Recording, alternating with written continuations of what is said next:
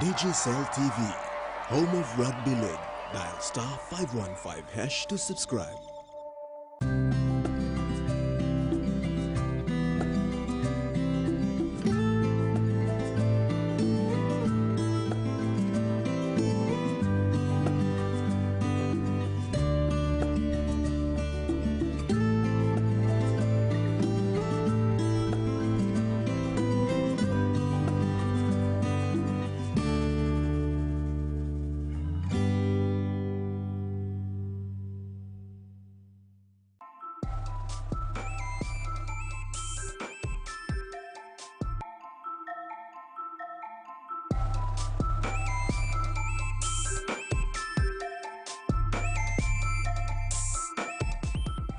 The TV1 News is proudly brought to you by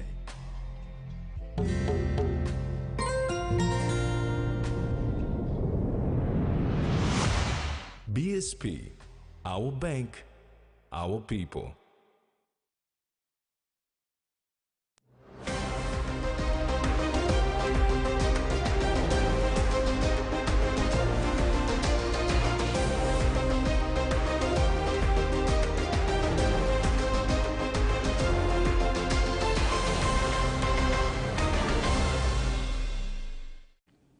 Hello, this is TV1 News. I'm Jasmine Rojak.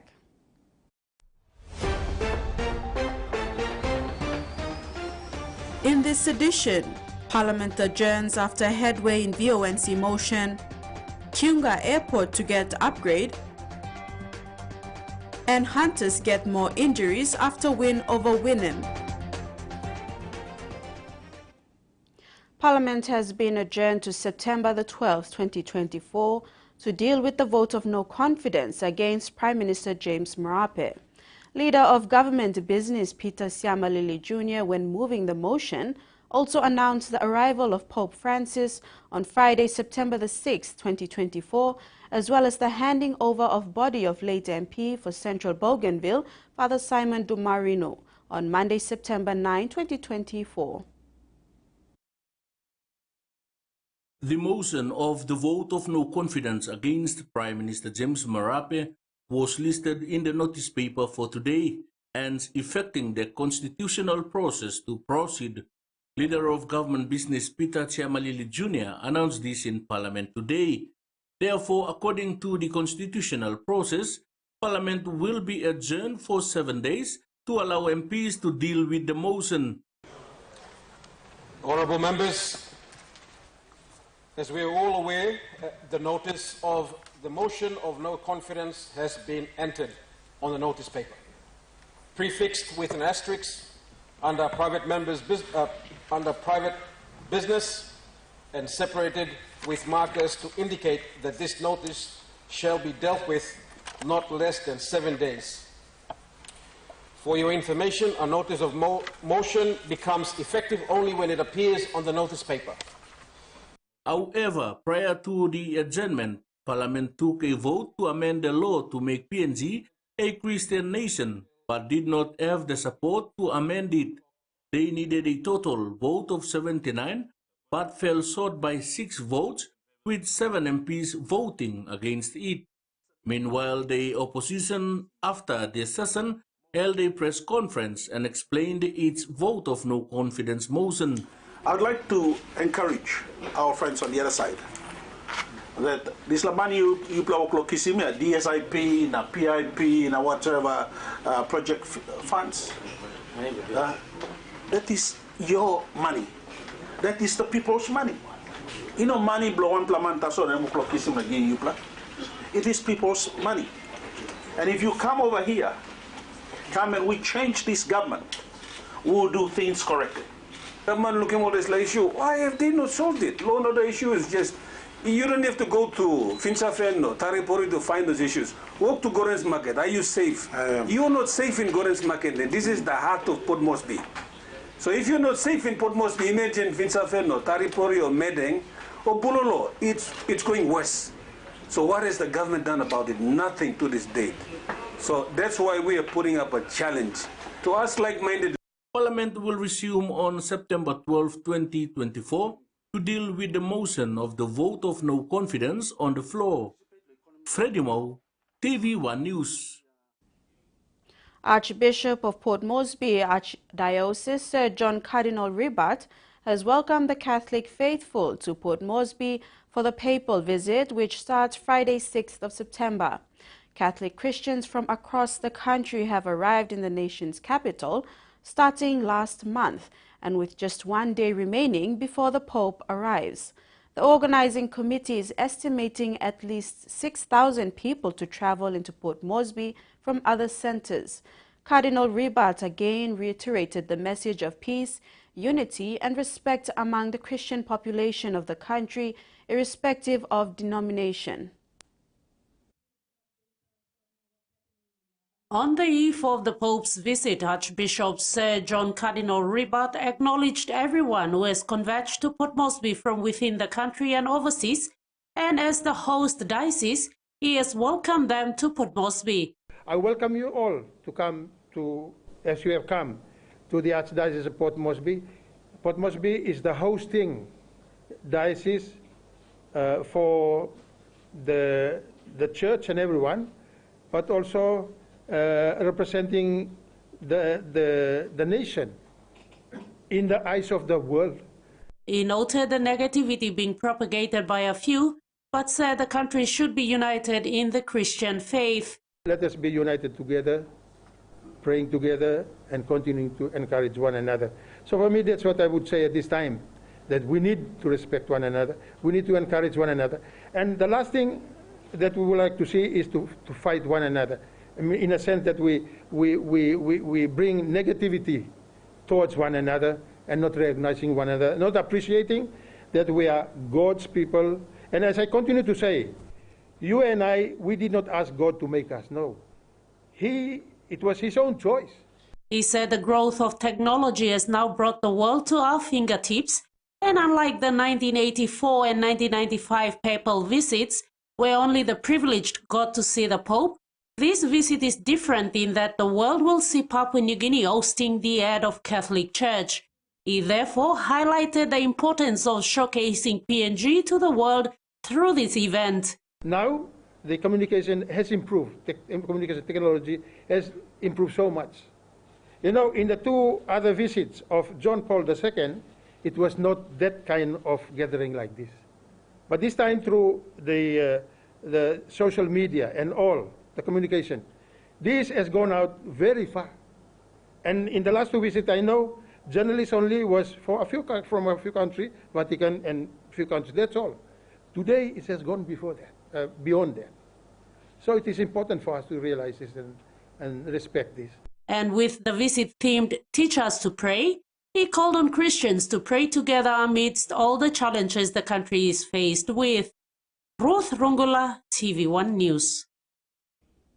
Port Moresby City is receiving an unprecedented number of people as Catholic Christians flock to the city for the papal visit.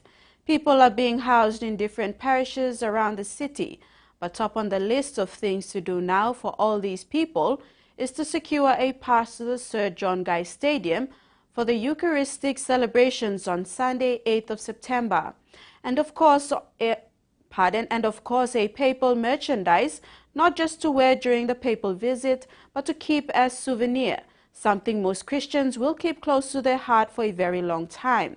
The Catholic Bishops' Conference has been busy this week to issue entry passes to Christians, VIPs, the religious, and other groups who have been registered to take part in the papal visit starting tomorrow.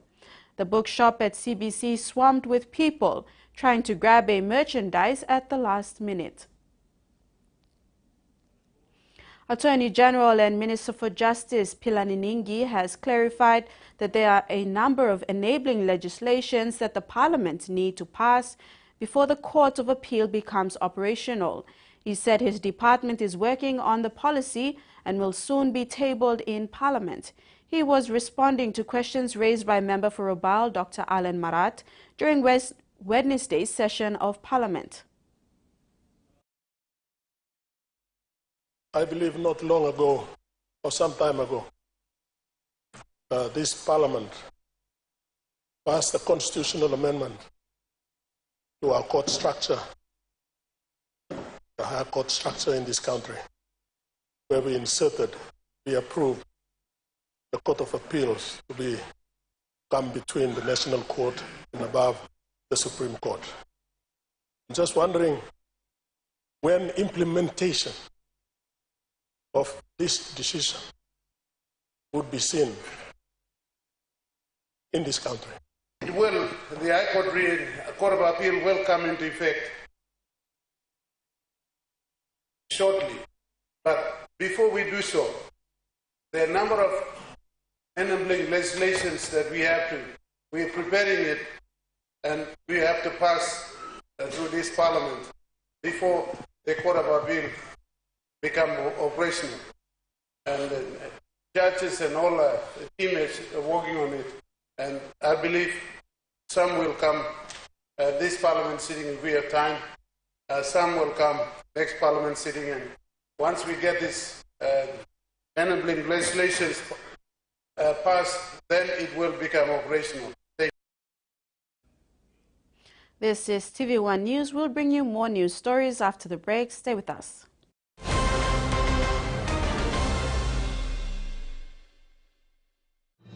Experience a convenient and smarter way to do your banking with BSB Mobile Banking. You don't have to leave the office or your home to pay for bills. You can view your account balance, transfer funds, top up phone credits, or purchase Easy Pay units wherever you are. Visit your BSB branch today to register now for BSB Mobile Banking. BSB Mobile Banking, the smarter way to bank. BSB, our bank, our people. He says the best Hunters players come from his region. So does she. But there's one thing that brings everyone together. SP Lager, Bunyamyumi. Open hands.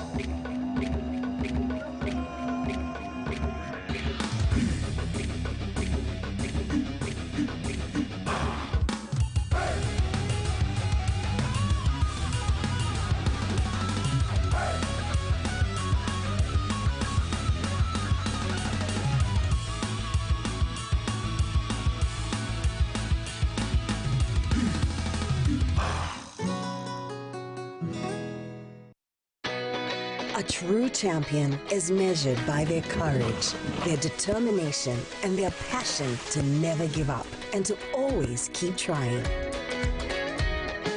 With a delicious Milo in milk taste and added nutrients, Milo in milk is a great way to fuel our little champions with nourishing energy every day. Because true champions give it their all. Milo, PNG é minha. Prime PNG made.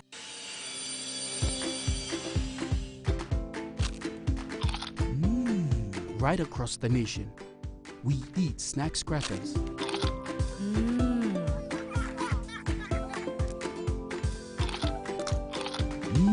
Emi trubla. All get a young planalapun, only like him snacks crackers. Only make him here, no PNG, one-time lay biscuit company. It's crunchy and tasty. It's irresistible.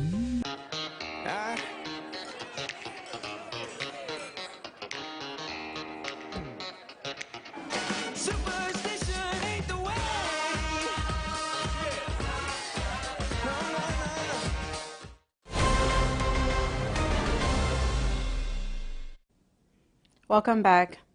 National Airport Corporation signed a contract with China Civil Engineering Construction Corporation, or CCECC, for the Kiunga Airport upgrade project today. Works for the Kiunga Airport in Western Province is anticipated to commence in the first quarter of 2025 and will be implemented over a 2-year, 4-month period. Another milestone under the Civil Aviation Development Investment Project 2, or CADIP 2, as the National Airports Corporation signed the contract for construction of the Kiunga Airport in Western Province. The contract was awarded to China Civil Engineering Construction Corporation at a value of 70,608,840 kina and 65 toya, following the Asia Development Bank or ADB's stringent procurement processes. Works for the Kiunga Airport in Western Province are anticipated to commence in the first quarter of 2025 and will be implemented over a 2-year, 4-month period. The project upgrade includes aircraft pavement in strengthening, new terminal building, and associated works. We're now into KEDEP number 2, phase 2. This is another support by, from ADB to a total amount of $171.5 million, which is about 595 million kina. And it's a finance loan that the state of Papua New Guinea is borrowing under the arrangement between government and ADB. The funds from ADB will assist airport development, New Sky Pacific in terms of building 2 control towers, Civil Aviation Safety Authority, PNG Accident Investigation Commission, National Weather Services, and rural airstrip agencies. This is the second contract signing out of 9 that will go for this entire KEDEP 2 phase. What I would like to highlight today, and I think most has been covered, but this is only half the battle, getting to the contract signing. The next stage, and most important stage, is delivery. And ADB is absolutely committed to working with our contractors, NAC and the government, to ensure we have high quality outputs delivered on time with value for money for the people of Papua New Guinea. Civil Aviation and Transport Minister Walter Snowbelt added that other airports are also under construction and include Gurney Airport, Arpa Airport, Hoskins Airport, and Wewak Airport.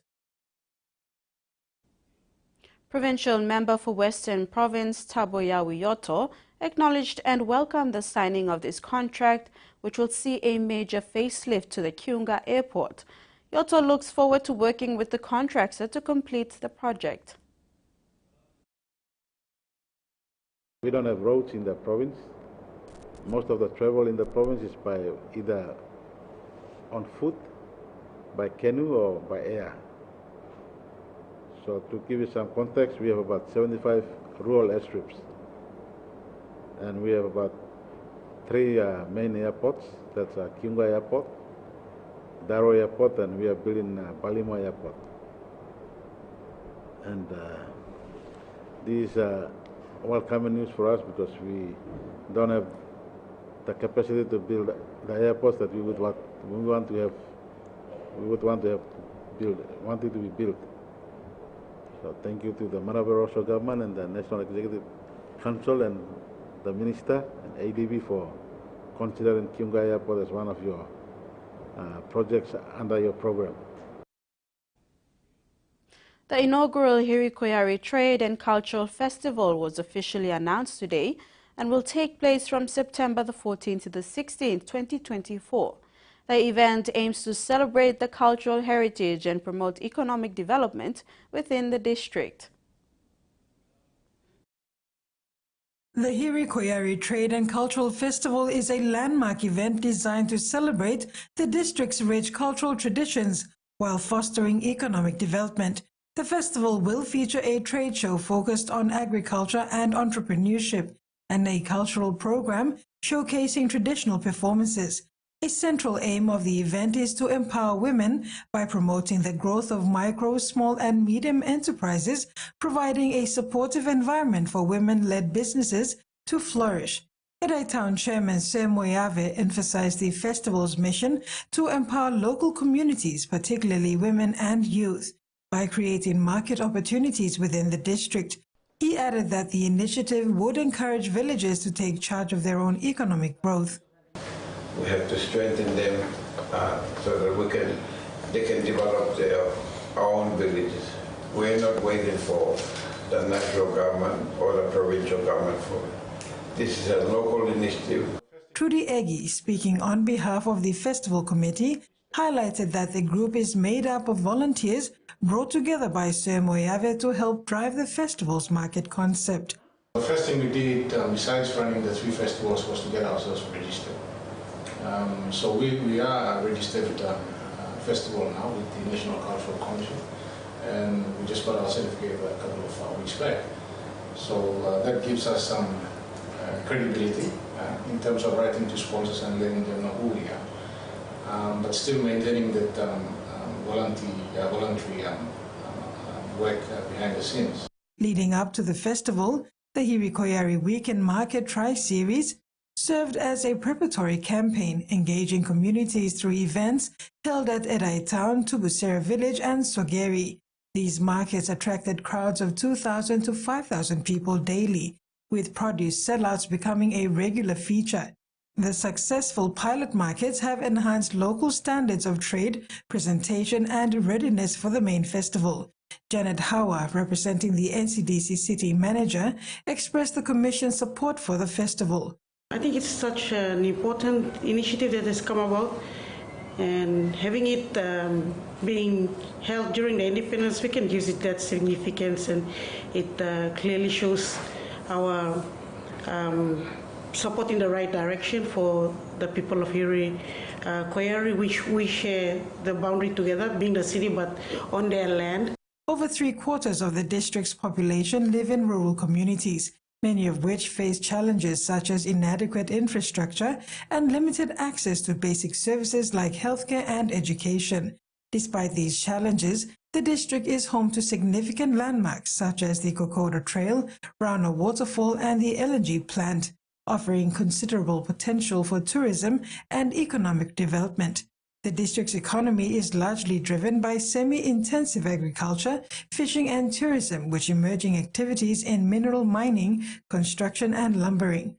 The Hiri Koyari Trade and Cultural Festival is seen as a key initiative to stimulate local economic growth, unite communities, and create sustainable opportunities for the future. Carol Kidu Jr., TV1 News.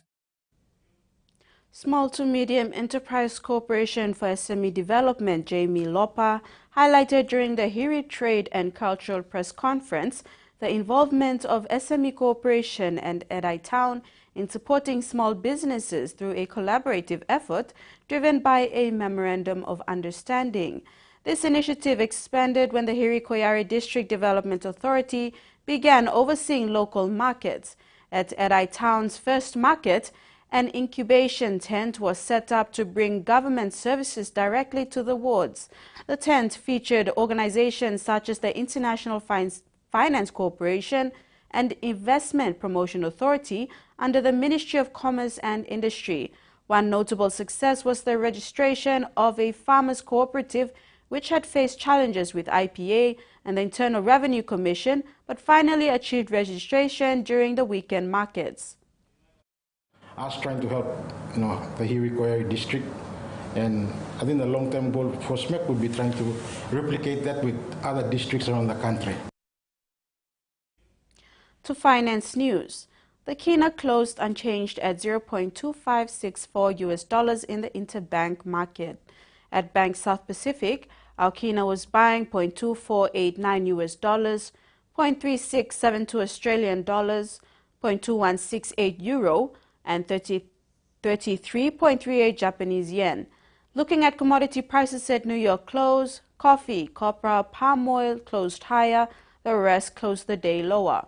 And on the stock market, the Dow Jones closed higher, ASX closed higher, and all ordinaries closed higher as well. You're watching TV1 News. We'll have news making headlines overseas when we come back. Stay tuned.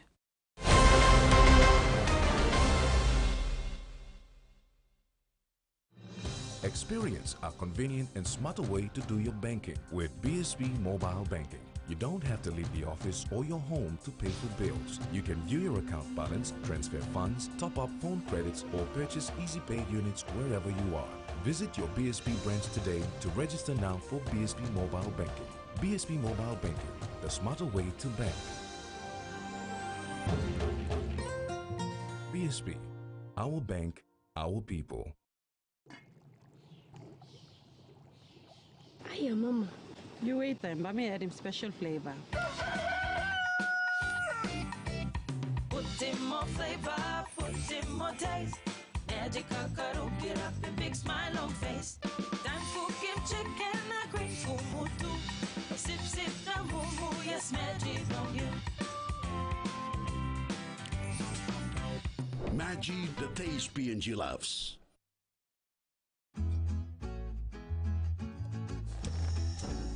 Papua New Guinea. We love a reason for a family gathering. A reason to play. A reason to ignite the flame. A reason to cook the best with the best. Flame oil, now PNG made for PNG cooking. Flame oil, winning taste. Scale Rise brings to you some Scale Indie vibes this independence. Cashing out a total of 300,000 Kina in prize money around PNG this independence. 4 fortnightly draws, 75 fortnightly winners, 300 total Scale Rise winners, and 1,000 Kina Scale Indie prize for every Scale winner. Here's how to enter the promotion. Buy any Scale or Ori Rise product, write your full name and contact details on the back of the store receipt, drop your entry into the entry box in store. For more information, either check in store or follow us on our Scale Rise PNG page. Terms and conditions apply. Scale Rise, and buy you like it. Hardware House is more than just a store.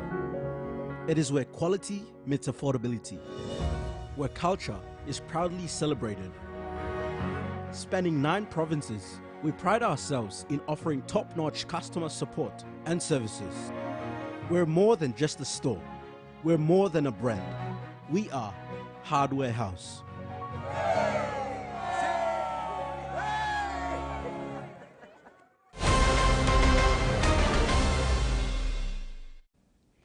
And we're back. Pope Francis has joined the Grand Imam of Southeast Asia's largest mosque in pledging to work together to promote peace and protect the environment. The religious leaders issued a joint call for interfaith friendship and common cause today at the heart of Pope Francis's visit to Muslim-majority Indonesia. In an encounter rich with symbolic meaning, the Pope traveled to Jakarta's iconic Istiqlal Mosque for an interfaith gathering with representatives of the 6 religions that are officially recognized in. There, the 87-year-old Grand Imam Nasaruddin Umar stood at the ground-level entrance to the Tunnel of Friendship, an underpass that connects the mosque compound with the neighboring Catholic cathedral, Our Lady of the Assumption. The mosque visit was used to sign a joint declaration by the Pope and Imam called for decisive action on global warming through increased interreligious dialogue. Dry grass, a wet winter, and now higher than usual temperatures are fueling fire-friendly conditions across Queensland. Fire season has already begun. The forecasting did indicate that we would be experiencing grass fire conditions in early spring, and our crews are already starting to experience that. A wet and frosty winter resulted in dry vegetation, which has caused the danger, with grasslands and open forests the most at risk. From Scenic Rim all the way out through the Darling Downs, out to Charleville, and then up into the west out through Winton. So. And in the north, we're talking about the Cape area and right through the Gulf and the Savannah country. Recent heat has compounded the problem. For large parts of Queensland, there's also a high likelihood of unusually warm days, so those are more extreme heat days. The Bureau is forecasting that spring could bring higher than usual rainfall to southern and central parts of the state. The timing of how those events play out will impact how that impacts fire danger or whether there's a risk for flooding.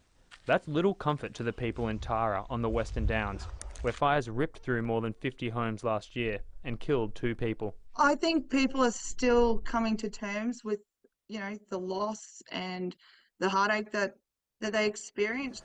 A community that is still rebuilding faces the prospect of more danger. At the end of the day, you've got to make sure that you are prepared for the worst, and I suppose a bushfire is one of the worst things that can happen. A scathing final report into the Grenfell Tower fire has blamed successive governments, the construction industry and the London Fire Brigade for the disaster which killed 72 people in 2017. It's been more than 7 years since the world watched on in disbelief as a 23-storey tower block in the heart of London went up in flames with residents still inside. Now, a long-awaited report has found the fire, which killed 72 people, including 18 children, was the result of decades of failings by successive governments, the construction industry and even the London Fire Brigade. The simple truth is that the deaths that occurred were all avoidable, and those who lived in the tower were badly failed over a number of years and in a number of different ways by those who were responsible for ensuring the safety of the building and its occupants. The report found years of government and industry failures turned Grenfell into a death trap, and that incompetence, greed and dishonesty led to avoidable deaths. It found the company that made the cladding on Grenfell Tower deliberately concealed safety risks, and that the government failed to act on known fire risks to high-rise buildings. Relatives of victims say the inquiry's findings have not brought them any closure or sense of justice. Manslaughter charges, someone needs to be done.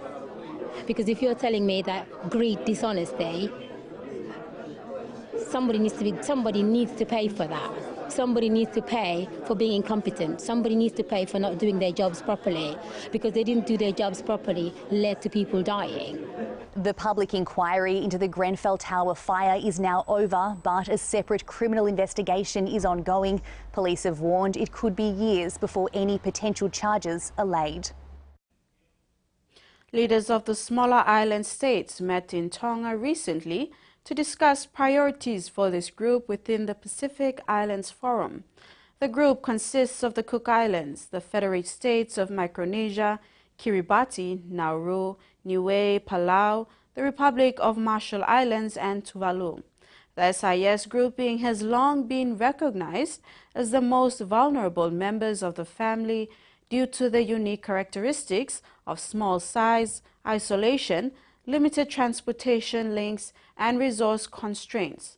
At the leaders' retreat, the full forum membership resolved to elevate the visibility of the smaller island states, its priorities, challenges, and contributions at the national and regional level to better inform targeted regional solutions, and call the recognition of the smaller island states grouping across the regional architecture in the Pacific to ensure concerted efforts to steps are taken to address and respond to our vulnerabilities and challenges.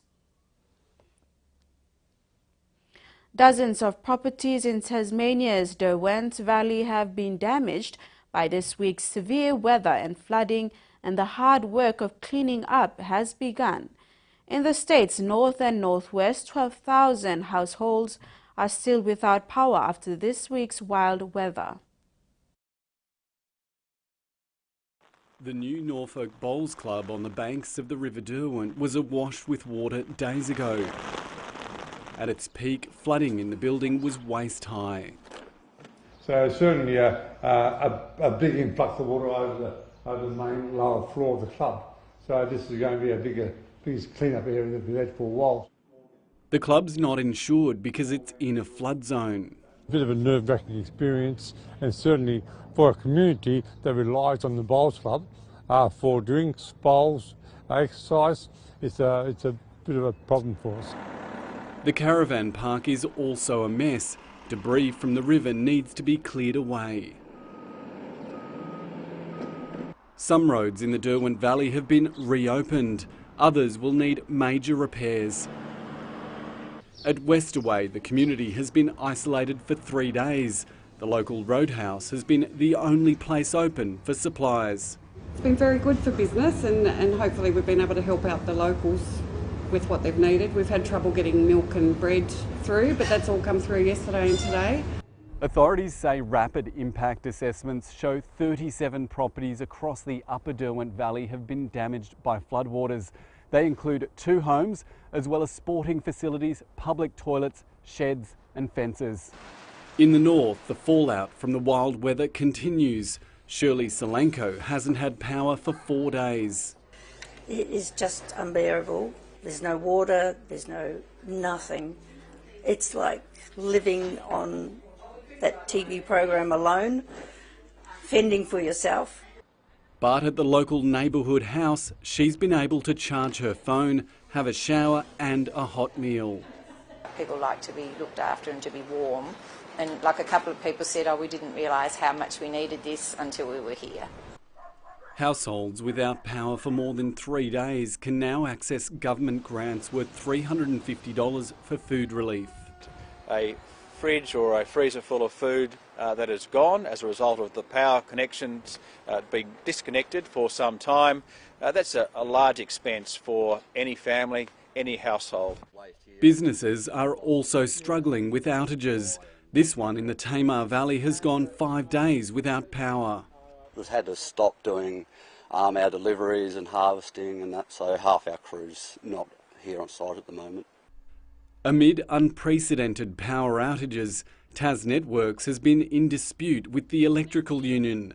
The Fair Work Commission has ordered industrial action by unionised staff be suspended for a month. I thank Fair Work for its determination, and now we can get on with the important job of getting people restored to the power system.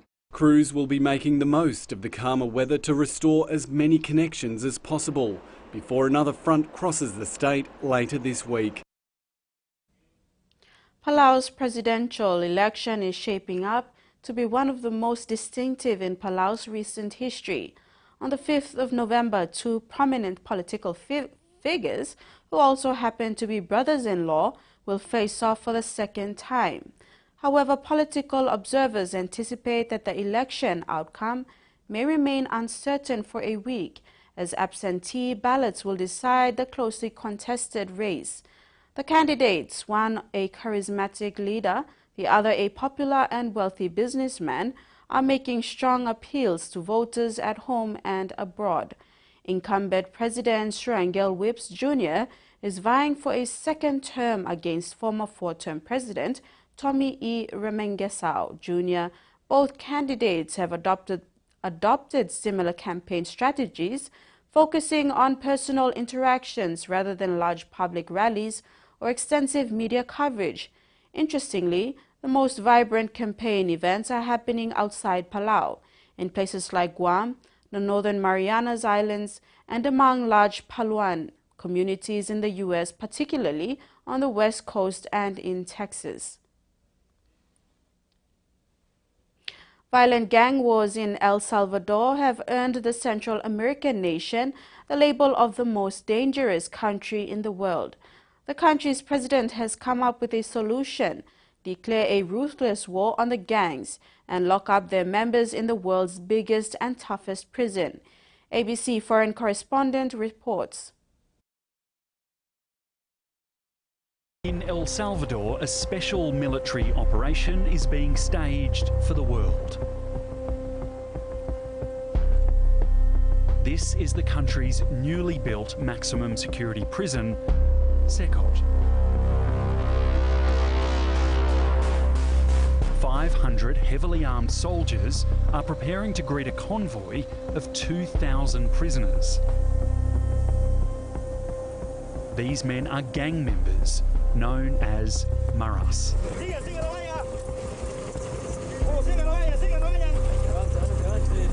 Their crimes of murder, sexual assault and racketeering have wreaked havoc across El Salvador.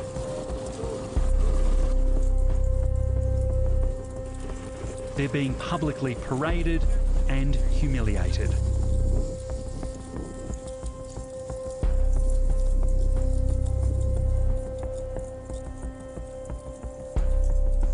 This is their new home, the world's largest prison. The El Salvadorian government wants everyone to know it's waging a full-scale war against these gangs. They're crammed together in communal cells in a prison big enough to house 40,000 inmates. This is the government's solution to ending the country's reputation as the most dangerous nation in the world. And that ends our news segment. Sports is next. Stay tuned.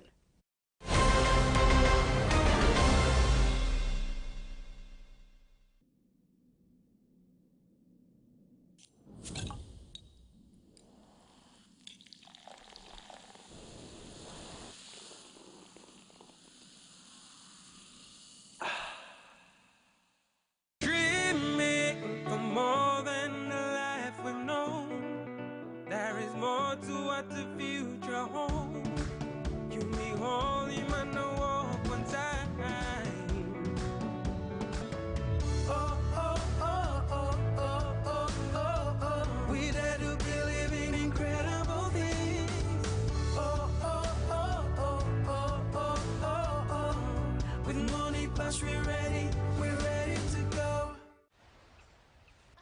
These two are creeping into your personal space. Why don't we send them packing? Oh, maybe not. Bing bang bing. Bum, bum. TVWAN Online has replaced Loop PNG, and with one click on tvwan.com.pg, you can stay connected to PNG's breaking news, top stories, international news, and the latest sporting action. Don't miss out. Visit tvwan.com.pg and bookmark to your home screen to stay in the know wherever you are in PNG. TVWAN Online, the news source you can trust, just one click away. We know the Melbourne story, the minor premiership wrapped up, but what a way to start. Here they come, and the dub in from Queensland from Melbourne. Carrigan's in, Broncos hit back. He's going to go on the way. Adavalu Lasati. That is one hell of a run.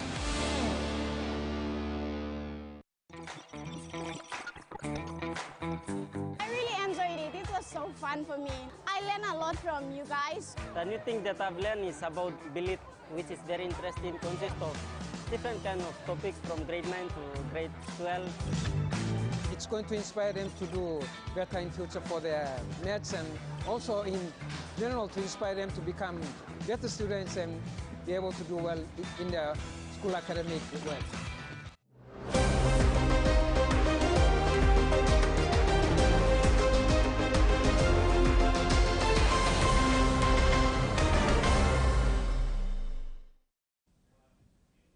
Welcome back.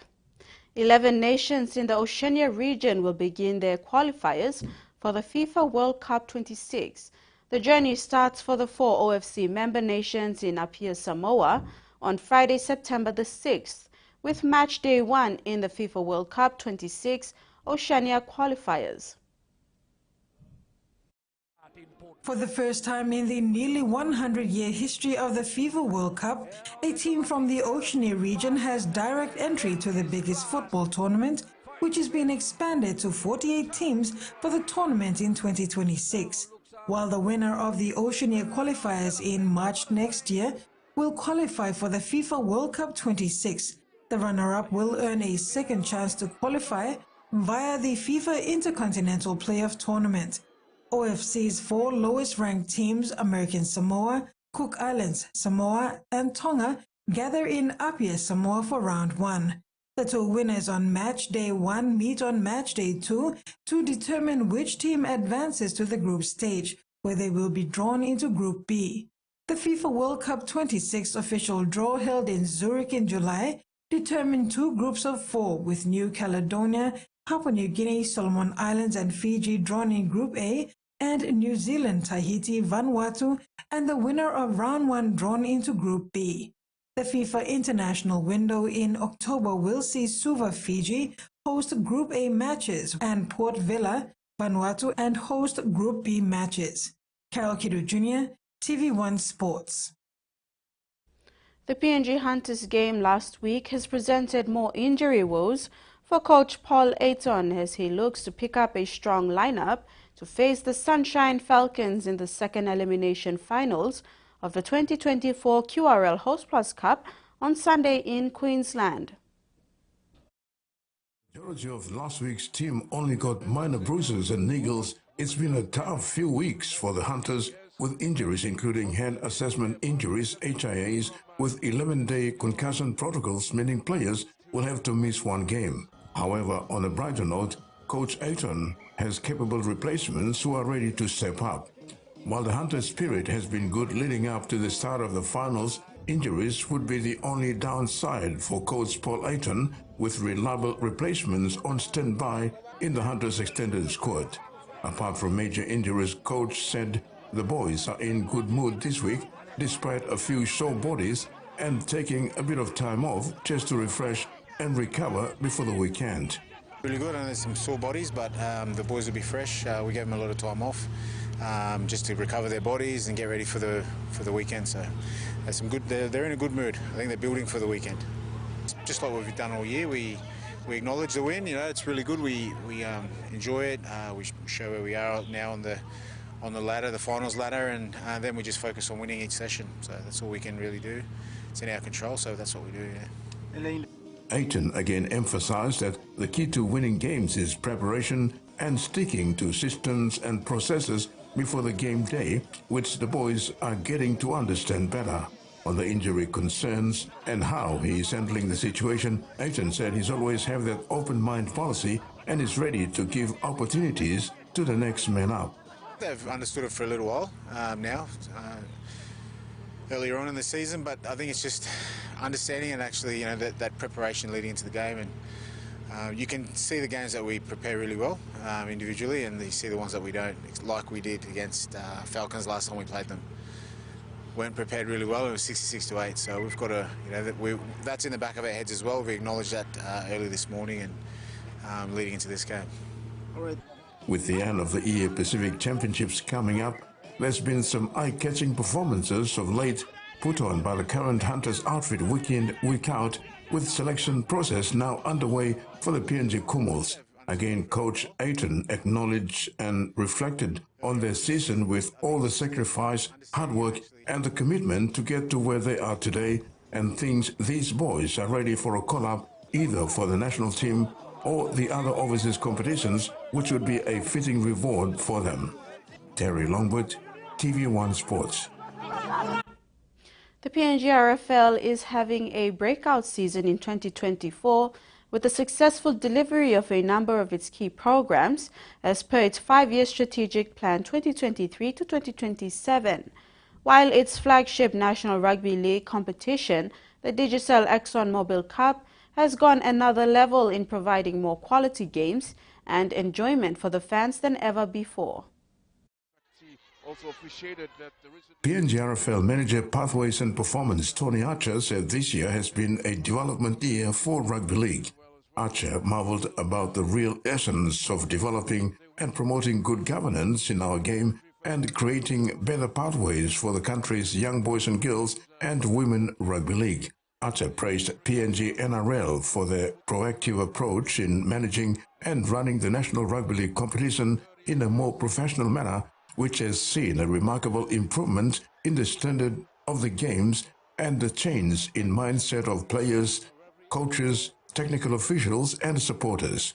Oh, it's been a development year. It's a year for marking, but most importantly for us, we've had an opportunity to develop our youth, our females in the game, and also our male players. You know, you can see the standard of the Digicel ExxonMobil Cup rise week in, week out, and obviously today's a really important game for all 4 teams. Archer said this year has also had its share of challenges with the relocation of the East Newton Couriers to and from Port Moresby, and teams also had flight issues getting to their venues on time for their scheduled games, which they were able to embrace and sort out with the airlines and other major stakeholders. But overall, it's been a wonderful 18 weeks of competition with the finals at hand. We've had challenges, obviously some flight challenges, the fact that the Couriers had to relocate, but the one thing about the people involved in rugby league in PNG is we get it done, and they get the job done at the end of the day, and we've been able to deliver a competition over 18 weeks, a wonderful semi-finals last weekend, leading today, and then ultimately into the grand final on the 15th. Archer said some of his highlights this year so far have been the involvement of the crowd coming out to see the quality of players on show, the National Schools Championships in Goroka with full media coverage that's unheard of in the country, and seeing the women's game grow. But more importantly, to see our male game going to another level with some of the spectacular tries this year as well.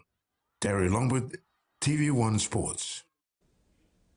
NRL CEO Andrew Abdul lauded the vision to establish a team in Melbourne 26 years ago as he predicted future success for the Storm after the club's 6th minor premiership since 2011.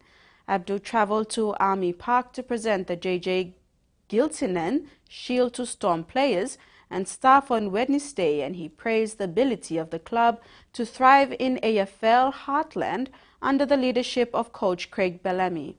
The Storm won their first grand final in 1999 and have become the most successful club of the NRL era, winning further premierships in 2012, 2017 and 2020, while being runners-up on 4 further occasions. This club is about excellence on and off the field, and it was a real privilege for me to be able to celebrate with the team and the captain and the coach. The Storm was established after the Super League war and joined the NRL in 1998, with John Ribbott being the driving force behind the club. Despite winning a premiership in just their 2nd season, the Storm had to overcome strong opposition from within the game to be a Melbourne-based team, and there was a push to relocate the club to Gosford. And now the weather forecast.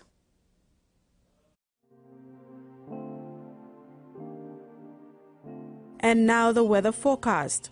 Southern, isolated showers and thunderstorms. Port Moresby, sunny to partly cloudy. Popondetta, partly to mostly cloudy, with chances of rain, showers, drizzles. Highlands, scattered showers and isolated thunderstorms, with areas of rain, drizzles. Mendi, Tari and Wabeg, cloudy, with rain showers and possible thunderstorms. Ocean forecast. Coral Sea, seas rough to very rough with southeast winds of 25 to 33 knots, reaching 47 knots. Bismarck Sea, seas slight to moderate to rough, tending very rough over the southwest sectors, with southeast winds of 10 to 20 knots, increasing to 25 to 35 knots over southwest areas. Coastal waters forecast. Waters of southern PNG Indonesian border to Daru to Kiwai Islands to Kerama to Yule Island to Hood Point to Samarai Islands. Seas 2 to 3 meters, rising 4 meters along warning area. Waters of Finchefan through Vitia Strait to Siasi Long Islands. Seas 2 to 2.5 meters, rising to 3 to 4 meters at times. And that ends the news tonight. Pleasant viewing. Bye now.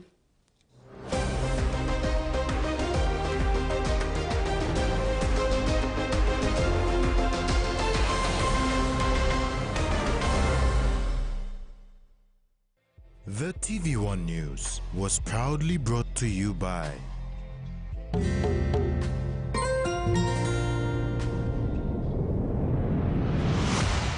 BSP, our bank, our people.